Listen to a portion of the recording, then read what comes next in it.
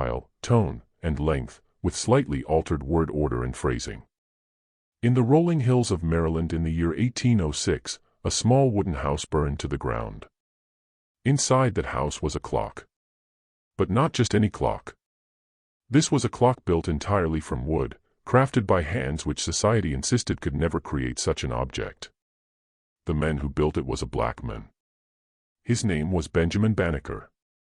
And by the time the flames consumed all he owned, he had already accomplished something that would haunt America for centuries. He had proven, beyond any doubt, that the very foundation of racism was a lie. But let us go back. Let us return to a time when the air carried the scent of tobacco fields and the sound of chains echoed across the American landscape. Let us return to Maryland in the year 1731, when a child was born who would one day challenge the most powerful men in the nation. Through the Maryland countryside, the Patapsco River wound like a silver snake. Stretching as far as the eye could see along its banks were tobacco plantations. From sunrise to sunset, enslaved Africans worked those fields, their backs bent beneath the weight of a brutal system. This was the world into which Benjamin Banneker was born. But the path his story would follow was not the one this world had designed for people who looked like him. Molly Welsh was the name of Benjamin's grandmother. She had come to America not by choice, but as an indentured servant from England. The story tells that she was a dairymaid accused of stealing milk. The truth was a cow had kicked over the pail, but her story was not believed.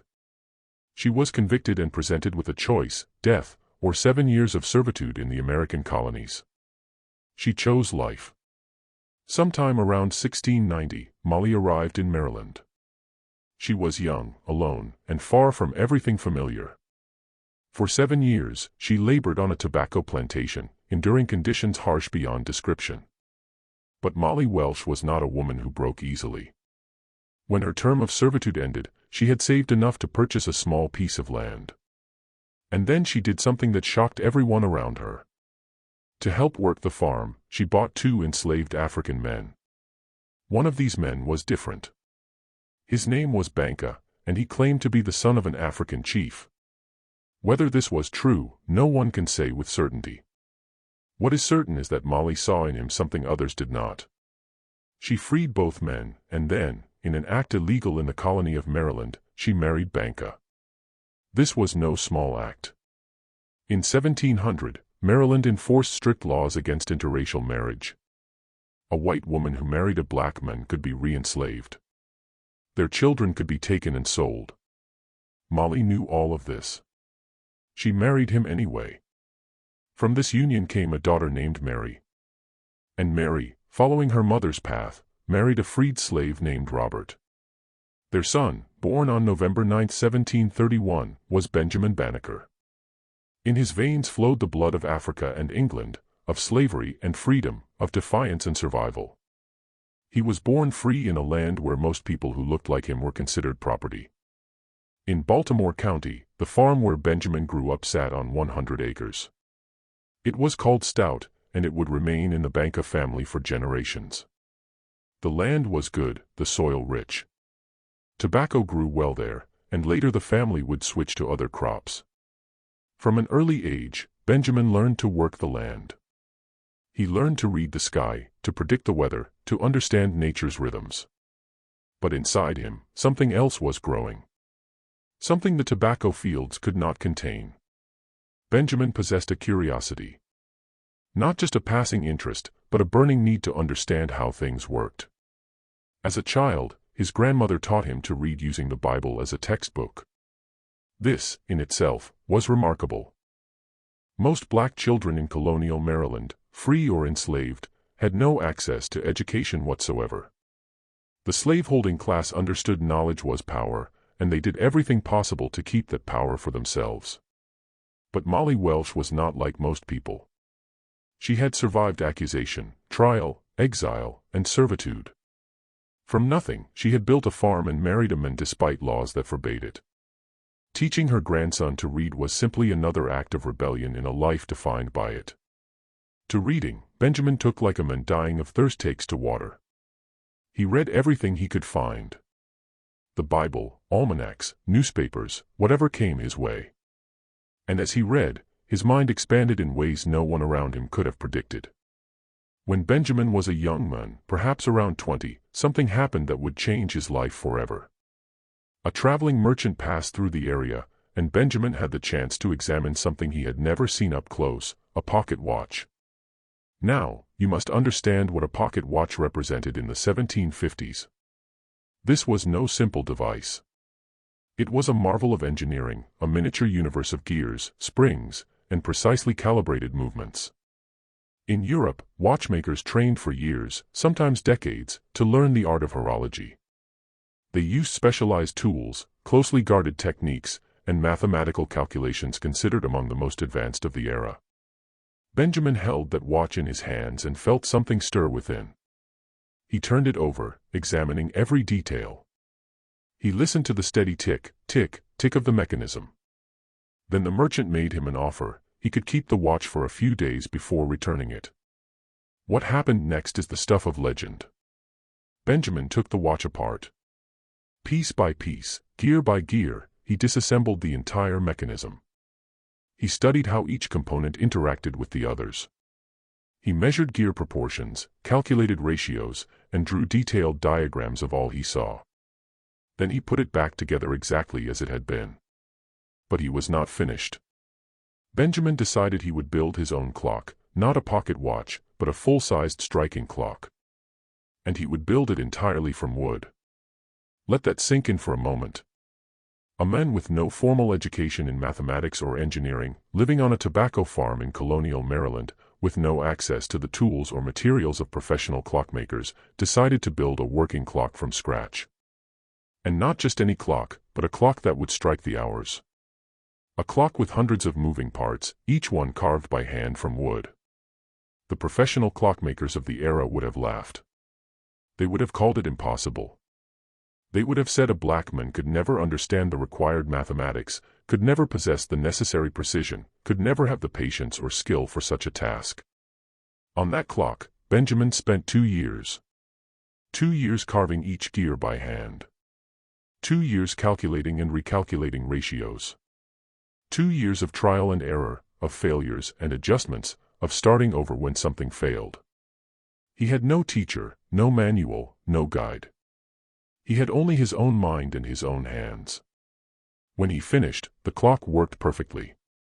It stood about 6 feet tall with a wooden case and a face displaying the hours. Every hour on the hour, it struck the time, and it would continue to work without significant repair for more than 50 years. Through Baltimore County, word of the clock spread like wildfire.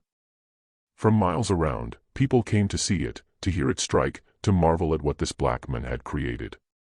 Some came from genuine curiosity and admiration. Others came because they simply could not believe it. They expected to find a trick, some deception. What they found instead was undeniable proof that everything they believed about race and intelligence was wrong. But if Benjamin thought his clock would change how people saw him, he was mistaken. Yes, he gained a certain local fame. Yes, people spoke of the remarkable Negro who built a clock, but the system surrounding him did not change. Across the landscape, the plantations still stretched. In the fields, the enslaved still worked. The law still declared black people were inferior, were property, were less than human. To his farm, Benjamin returned. He worked the land. At night, he watched the stars and wondered about the universe. And he waited, though for what, he did not know. Slowly, the years passed on the stout farm. Benjamin's parents grew old and died. His sisters married and moved away. Benjamin remained on the land, working it alone, living a quiet life that gave no hint of the extraordinary things to come. He never married. Some historians have wondered why. Was it by choice? Was the pool of potential partners so limited for a free black man in colonial Maryland? Was there someone he loved but could not be with? We do not know. On this matter, the records are silent, and Benjamin himself left no explanation. What we do know is that Benjamin was never idle. When he wasn't working the fields, he was reading, studying, calculating. In the area, he became known as a man of unusual intelligence, someone who could solve mathematical puzzles that stumped others. With questions about surveying their land, farmers came to him. Neighbors asked him to help settle disputes over property boundaries. In his small corner of Maryland, he became something of a sage. But the wider world did not know Benjamin Banneker. And it might never have known him if not for a chance encounter late in his life. In 1771, when Benjamin was 40, a new family moved into the area. The Ellicotts was their name, and they were Quakers from Pennsylvania. Different from most people Benjamin had known, the Ellicotts were. They did not believe in slavery. They believed all people were equal in God's eyes. And they were building something remarkable. Along the Patapsco River, the Ellicott brothers were constructing a large mill complex. This was no simple grain mill. It was an industrial operation that would eventually include multiple mills, a general store, worker housing, and all the infrastructure of a small town. The area would become known as Ellicott City, and it still exists today. Something the Ellicott family brought with them would change Benjamin's life: books. Specifically, books on astronomy and mathematics. George Ellicott, one of the younger family members, was an amateur astronomer. He possessed telescopes, astronomical tables, and the latest scientific texts from Europe, and he was looking for someone intelligent to discuss these matters with. When he heard about the black farmer who had built a clock from wood, he had to meet him. Friends, George and Benjamin became. In many ways, it was an unlikely friendship. George was white, wealthy, and young. Benjamin was black, of modest means, and approaching 60.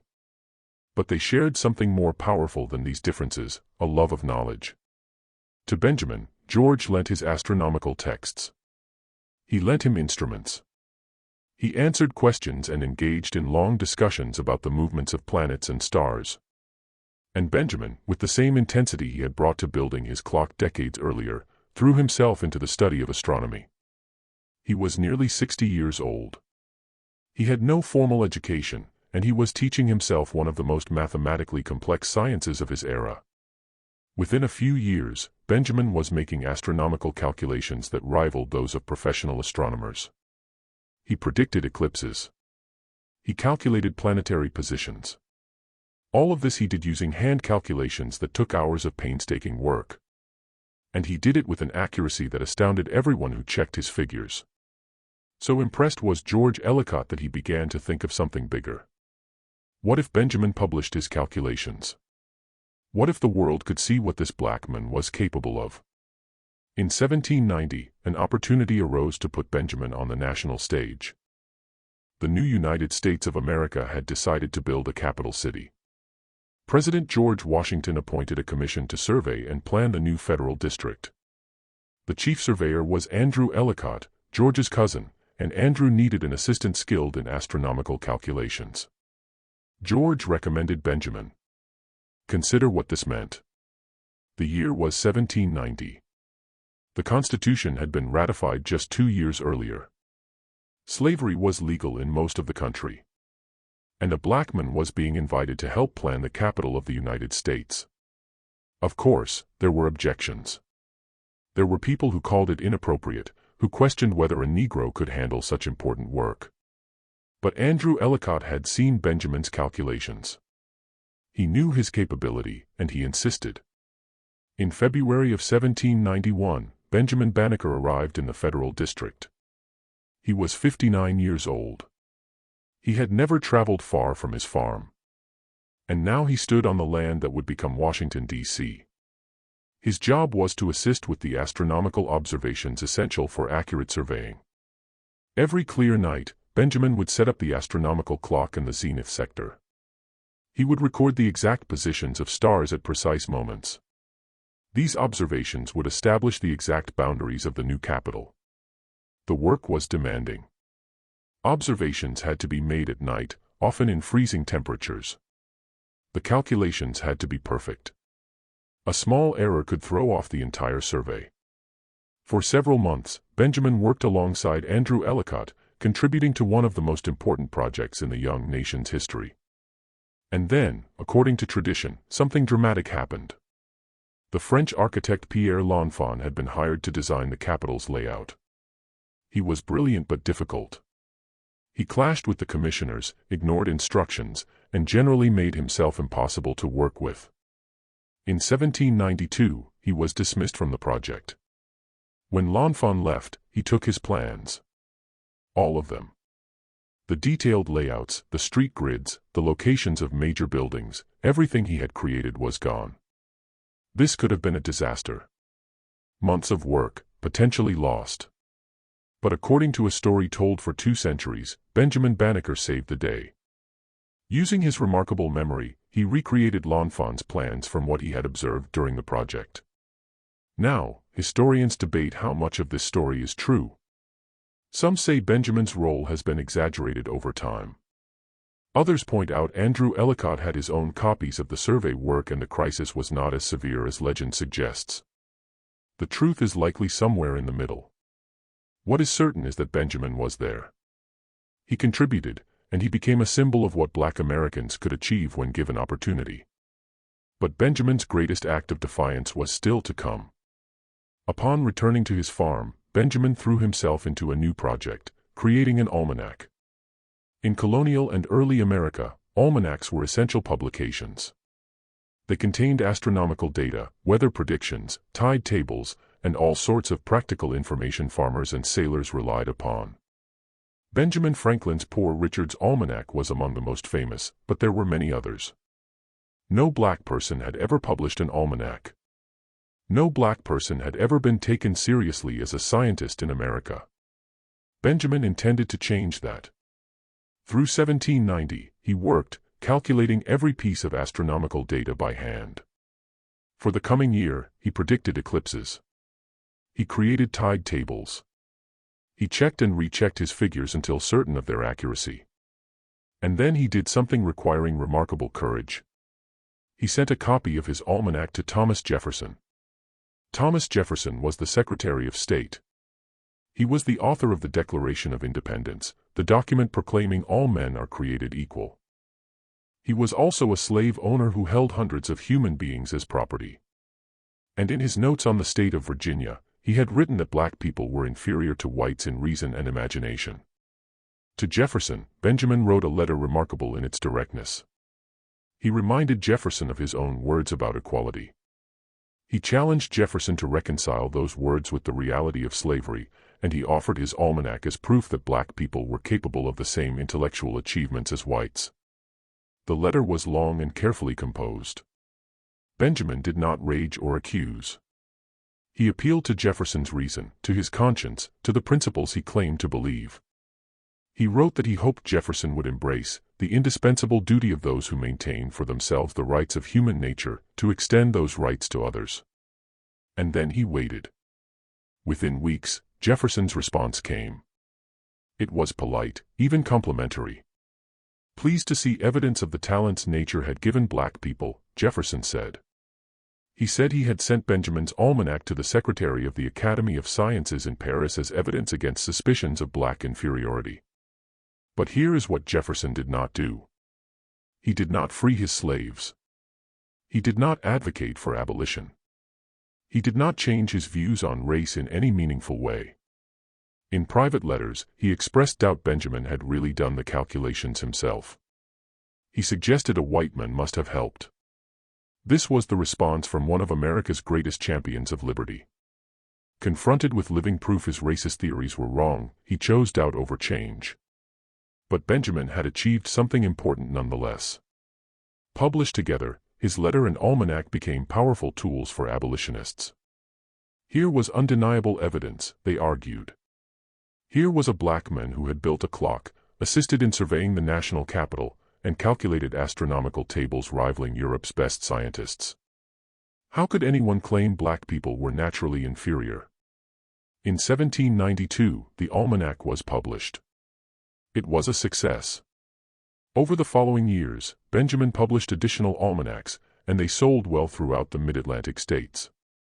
Far beyond his corner of Maryland, his name became known.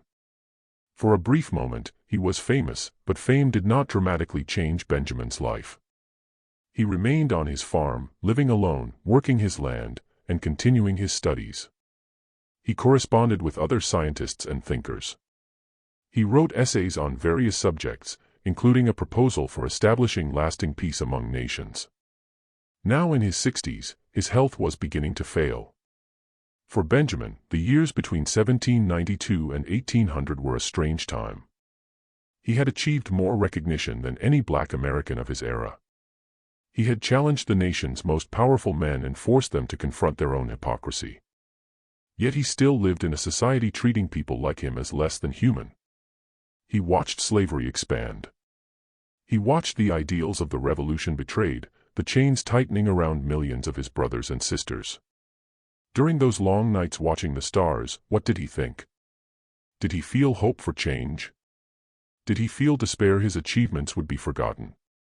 Did he feel the weight of representing his entire race, of being held up as an example, knowing any failure would justify the oppression of millions? We cannot know.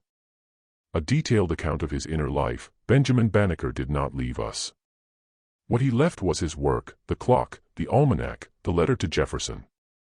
These were his answers to the world trying to deny his humanity. As the new century began, Benjamin grew older and weaker. To the Ellicotts, he sold parts of his farm, keeping only enough to support himself. When he could, he continued astronomical observations, but his eyes were failing. The men who had spent decades staring at the night sky could now barely see the stars. On October 9, 1806, Benjamin Banneker took his last walk. It was a Sunday morning, and he had been visiting a friend. He returned home feeling unwell. He lay down on his bed, and sometime that day, he died. He was 74 years old. What happened next has haunted historians for 2 centuries. On the day of Benjamin Banneker's funeral, as family and friends gathered to mourn, his house caught fire. Quickly, flames spread through the wooden structure. By the time anyone could react, the house was fully engulfed. Everything inside was destroyed. The wooden clock that had run for over 50 years. The astronomical instruments, the journals, the letters, the calculations, all the physical evidence of Benjamin Banneker's remarkable life, reduced to ashes. Some historians believe it was an accident, a candle left burning, a spark from the fireplace. Others are not so sure. The timing was too convenient. They argue the fire happened during the funeral when no one would be watching the house. It destroyed everything, proving what a black man could achieve. We will never know the truth. What we do know is that when the fire burned out, almost nothing remained of Benjamin Banneker's material legacy. A few letters survived because sent to others and preserved. The almanac survived because copies had been printed and distributed. But the clock, the journals, the personal papers, all were gone. This was how America treated its first black scientist. In life, it doubted him, questioned him, demanded he prove his humanity repeatedly. In death, it erased the evidence of his achievements, whether by accident or design. But here is what America did not understand. By burning a house, you cannot destroy an idea. By reducing paper to ash, you cannot erase a legacy. Benjamin Banneker had already done something no fire could undo. He had proven, beyond any doubt, that the racist theories of his era were lies. He had shown what black Americans could achieve when given even the smallest opportunity. And he had planted seeds that would grow long after he was gone. The abolitionists continued to cite him. To their children, freed black communities told stories about him. Historians wrote about him, trying to reconstruct what was lost. Schools and institutions were eventually named for him. His letter to Jefferson became one of the most important documents in the history of the American anti-slavery movement. And perhaps most importantly, Benjamin Banneker became a symbol. A symbol of genius against oppression, of dignity against degradation, of a man who refused to accept the limits society tried to place on him. This is the end of part 1. The story continues with more details about Benjamin's relationship with the Ellicott family, his scientific work, and the lasting impact of his legacy on American history. The ashes of Benjamin Banneker's house were still warm when the questions began. Who was this man, really? What had he truly accomplished? And why did it matter? To understand the full weight of Benjamin Banneker's legacy, we must understand the world that tried to crush him. We must understand what it meant to be black in America at the turn of the 19th century. And we must understand that Benjamin's greatest revenge was not violence, not anger, not destruction. His revenge was proof. His revenge was excellence. His revenge was forcing an entire nation to confront its own lies. Let us return to the years before the fire. Let us return to a time when Benjamin Banneker was still alive, still working, still proving every single day that the foundation of American racism was built on sand. In America, the 1790s were a decade of contradiction. The Revolution had ended. The Constitution had been ratified. Constantly, the new nation spoke of liberty, of equality, of the rights of men. And yet at that very moment, nearly 700,000 human beings were held as slaves in the United States. By 1800, that number would grow to nearly 900,000. The chains were not loosening, they were tightening. In the South, cotton was becoming king. The invention of the cotton gin in 1793 made large-scale cotton production profitable as never before. Plantation owners needed more land, more labor, more enslaved bodies for the fields. The domestic slave trade expanded. Families were torn apart. Children were sold away from mothers. Though the trade would officially end in 1808, the Middle Passage continued bringing captured Africans to American shores. This was the America Benjamin Banneker lived in. This was the America that told him he was inferior, that his people were meant to serve, that his skin color determined the limits of his mind. And every single day, Benjamin Banneker proved America wrong. The astronomical calculations he performed were not simple arithmetic. They required understanding spherical trigonometry, celestial mechanics, the complex mathematics describing planetary and lunar movements. European astronomers spent years in universities learning these techniques. Benjamin taught himself using borrowed books and instruments, working by candlelight after long farm days. Consider what predicting an eclipse meant in the 18th century. There were no computers, no calculators, no electronic aids. Every calculation had to be done by hand using logarithm tables, adjusting for the observer's location, accounting for tiny variations in the moon's orbit. A single arithmetic error could throw off the entire prediction. Benjamin's eclipse predictions were accurate to within minutes. The astronomical community took notice. When Benjamin's first almanac was published in 1792, it included a preface by James McHenry, a signer of the Constitution and future Secretary of War. McHenry wrote that Benjamin was a free black who had taught himself astronomy and mathematics and that his almanac was a very extraordinary performance. This was remarkable praise from a man of McHenry's stature. But even more remarkable was what McHenry did not say. He did not suggest Benjamin was an exception, a freak of nature, a single anomaly in an otherwise inferior race. He presented Benjamin as evidence of what black people could achieve given opportunity. He wrote Benjamin's accomplishments proved that the powers of the mind are disconnected with the color of the skin. As a weapon in their fight against slavery, the Abolition Society seized upon Benjamin. Here was living proof racist theories were wrong. Here was a man who had done what white scientists said black people could never do. They distributed his almanacs. They reprinted his letter to Jefferson.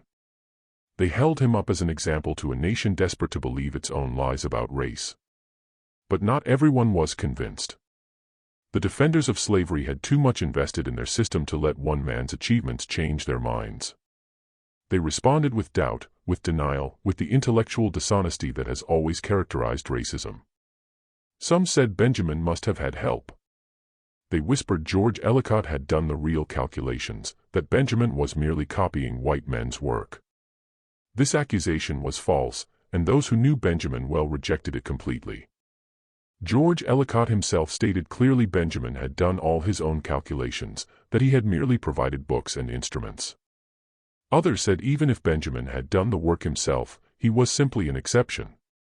One talented individual proved nothing about the race as a whole. This argument was convenient because it could never be disproved. No matter how many talented black people emerged, racists could always claim they were exceptions. And some, like Thomas Jefferson, simply changed the subject. For centuries, historians have analyzed Jefferson's response to Benjamin's letter. On the surface, it appeared polite and even positive. Jefferson thanked Benjamin for the almanac, expressed hope for the improvement of the black race, and mentioned sending the work to Paris, but look deeper, and a different picture emerges. In any of his public writings, Jefferson never mentioned Benjamin Banneker again. In his discussions of race and slavery, he never cited Benjamin's achievements. He never allowed Benjamin's example to change his mind about black people's fundamental inferiority. In private correspondence, Jefferson expressed skepticism about whether Benjamin had really done the calculations himself. He suggested Benjamin's achievements might result from white assistance or unusual individual gifts rather than evidence of racial equality. This was the reaction of America's great philosopher of liberty when confronted with living proof his racist beliefs were wrong. Rather than change his mind, he chose to doubt the evidence. Rather than question his assumptions, he questioned the men who challenged them. Benjamin must have known this. He must have understood no single achievement, no matter how remarkable, would be enough to change minds that did not want to change. But he kept working anyway. He kept calculating. He kept publishing. Year after year, he kept proving he was exactly who he claimed to be. Through 1797, the almanacs continued, 6 editions in total, published in 28 different printings. Throughout Pennsylvania, Delaware, Maryland, and Virginia, they sold. They were practical guides for farmers and sailors, filled with useful information about tides, weather, and planting seasons. But they were also political documents, silent arguments against the system holding millions in chains. Each copy sold was a small victory. Each reader using Benjamin's calculations to plan planting or navigation was acknowledging, whether they admitted it or not, that a black man had created something valuable. On a shelf in a white household, each almanac was a quiet witness to the truth America tried to deny. But Benjamin was fighting a tide that seemed unstoppable. The 1790s saw slavery become more entrenched, not less. The Constitution's 3/5 compromise gave slaveholding states disproportionate political power. The Fugitive Slave Act of 1793 made capturing and returning escaped slaves easier. The cotton boom was creating a demand for enslaved labor that would shape American history for the next 70 years. From his farm in Maryland, Benjamin watched all of this. He saw auctions where human beings were sold like cattle. He heard stories of families destroyed, of lives ruined, of hope extinguished. He knew his almanacs, his calculations, his letter to Jefferson, none of it was enough to stop the machine of slavery. But what could one man do? Benjamin could not free the enslaved millions. He could not change the laws. He could not remake society. All he could do was what he had always done. He could prove the lies were lies. He could leave a record future generations could not ignore. He could plant seeds that might take root long after he was gone. And so he worked. Even as his health declined, even as his eyesight failed, even as farming became more difficult, he continued his intellectual work. On various subjects, he wrote essays. He corresponded with other scientists and thinkers. As best he could, he kept his astronomical journals, recording observations even when he could barely see the stars. A Plan for Lasting Peace Among Nations was one of his most remarkable writings. Benjamin proposed a Secretary of Peace for the United States, a cabinet position to prevent war rather than prepare for it. He suggested free education for all children, the abolition of capital punishment, and the establishment of pension systems for workers. These ideas were radical for their time, but Benjamin presented them calmly and logically, as if they were simple common sense. In many ways, Benjamin was ahead of his era in more than astronomy. He was thinking about social problems that would not be seriously addressed for another century or more. He was imagining a more just and peaceful world at a time when his own people were trapped in brutal oppression. This, perhaps, was his greatest achievement. Not the clock, not the almanac, not even the letter to Jefferson. Benjamin's greatest achievement was maintaining his humanity, his dignity, and his vision of a better world in circumstances designed to crush all three. For Benjamin, the new century's early years were difficult. He was now in his 70s, an advanced age for the era. His body was failing. His sisters had died. Alone on the farm, he had only occasional visits from neighbors and friends. The Ellicott family remained close. They continued buying portions of his land, giving him needed money to survive. They visited him, brought him books, engaged him in the intellectual conversation he craved. Without the Ellicotts, Benjamin's final years would have been much harder. But even their friendship could not stop time's passage. Benjamin knew he was approaching the end. He began putting his affairs in order. He wrote a will, leaving his belongings to his sister's descendants. To George Ellicott, he gave his astronomical instruments and remaining journals, hoping they would be preserved. And then came that October day in 1806. That Sunday morning, Benjamin woke feeling unwell. The day before, he had been visiting a friend, talking, as always, about the stars and the natural world. To his farm he returned, to the small wooden house that had been his home for decades. In its corner stood the clock, still ticking, still marking the hours as it had for over 50 years. Sometime that day, Benjamin Banneker died. He was 74 years old. 2 days later, the funeral was held. Friends and family gathered to mourn a man remarkable in every way. The Ellicotts were there. Neighbors were there. People who had known Benjamin for decades came to pay respects, and then the house began to burn. No one knows exactly how the fire started. The timing has led many to suspect arson. The fire began during the funeral service when everyone who might have stopped it was away from the farm. By the time mourners saw smoke, it was too late. Everything was consumed by the flames. The clock Benjamin had built as a young man, the clock that had kept perfect time for half a century, melted and collapsed in the heat. The astronomical instruments were destroyed. The journals, the letters, the personal papers, all reduced to ash. Only because they had already been given away did some items survive. George Ellicott had the astronomical journal Benjamin had given him. Some letters survived because sent to others. But the vast majority of Benjamin's material legacy was gone. One of the most debated aspects of Benjamin's story has become the fire. Accident or arson? Coincidence or conspiracy? Consider the circumstances. His entire life, Benjamin had challenged American society's racist foundations. He had embarrassed powerful men. Abolitionists had used him as a weapon against the slaveholding class, and all the physical evidence of his achievements was conveniently destroyed on his funeral day. We will never know the truth. The records do not tell us, but we can say this with certainty, whether set deliberately or not, the fire's effect was to erase the physical proof of Benjamin Banneker's achievements. It was, in a sense, racist society's final attempt to deny a black genius's existence. But here is what the fire could not destroy. The fire could not destroy the almanacs already printed and distributed throughout the mid-Atlantic states. In libraries, in private collections, in the hands of abolitionists who treasured them as evidence of black American achievement, copies survived. The fire could not destroy the letter to Thomas Jefferson, published along with Jefferson's response. This correspondence became one of the most important documents in American anti-slavery activism. The fire could not destroy the memories of those who had known Benjamin, who had seen his clock, who had watched him make astronomical calculations, who had witnessed his genius firsthand. These witnesses told their stories, and those stories became part of the historical record. And the fire could not destroy the idea Benjamin Banneker represented. The idea that black people were fully human, fully capable, fully equal. The idea that slavery was built on lies. The idea that genius could emerge from anywhere, regardless of race or circumstance. This idea was Benjamin's true legacy. Not a clock, not an almanac, not a letter, an idea.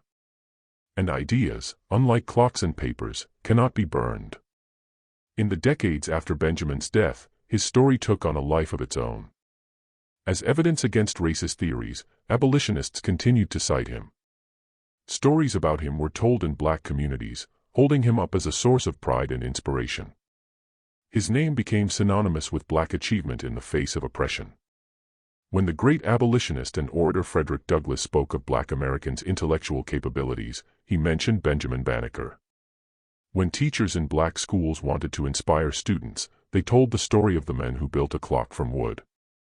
When activists challenged scientific racism's lies, they pointed to Benjamin as proof those lies were false. The Civil War came and went. Slavery was abolished. The Reconstruction era brought hope. Then the Jim Crow era brought new oppression.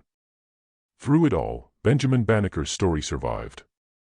It was passed down through generations, told and retold, becoming part of Black America's collective memory. In the 20th century, Benjamin finally began receiving some recognition he deserved. Schools were named for him. In Washington, D.C., a memorial circle was built, honoring his contribution to the Capitol survey. Postage stamps bore his image. His story was included in history textbooks, though often in shortened, simplified form. But even these honors carried a certain irony. The same country that had denied his humanity, that had doubted his achievements, that may have burned his house to destroy his legacy, was now celebrating him as an American hero. The same society built on the backs of enslaved Africans was now pointing to Benjamin Banneker as evidence of its diversity and tolerance. Benjamin would probably have appreciated the irony. He was a man who understood America's contradictions better than most. Every day of his life, he had lived those contradictions. From Benjamin Banneker's story today, what lessons can we draw? The first lesson is about racism's nature. Racism is not just prejudice or hatred. Racism is a system of power using lies to justify itself. The slaveholders did not simply dislike black people. They built an entire intellectual framework arguing black people were inferior, meant to serve, that slavery was actually good for them. A direct refutation of those lies was Benjamin Banneker's existence. And the racist system's response was not to admit wrong, but to deny and erase the evidence. This pattern continues today. When evidence contradicts racist beliefs, those holding them do not simply change their minds. They deny the evidence. They question the source. They claim exceptions prove the rule. They do anything except confront the possibility their entire worldview is based on falsehood. The second lesson is about individual achievement's power. Benjamin Banneker could not single-handedly end slavery. He could not change laws or remake society, but through his own work, he could demonstrate racist theories were wrong. He could create evidence future generations could not ignore. He could inspire others to believe in their own capabilities. This is not to say individual achievement is enough. Systems of oppression must be challenged collectively, through organizing, activism, and political change. But individual examples matter too. They create cracks in the wall of lies. They give hope to the oppressed. They make it harder for oppressors to maintain their fiction of superiority. The third lesson is about justice's long arc. Benjamin Banneker did not live to see slavery's end. He died 60 years before the Emancipation Proclamation, 70 years before the 13th Amendment. Most of his life's work seemed to have failed. When he died, slavery was expanding, not contracting. The racist theories he challenged were gaining strength, not losing it. But the seeds he planted grew. The evidence he created was used by abolitionists for decades after his death.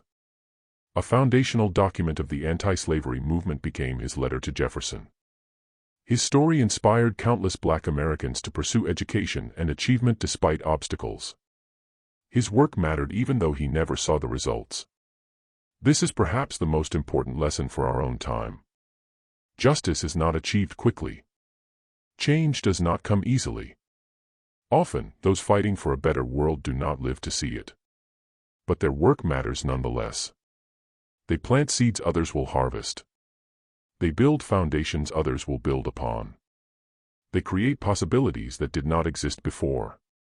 Not destruction, but creation, was Benjamin Banneker's revenge. He built a clock standing as proof of black genius.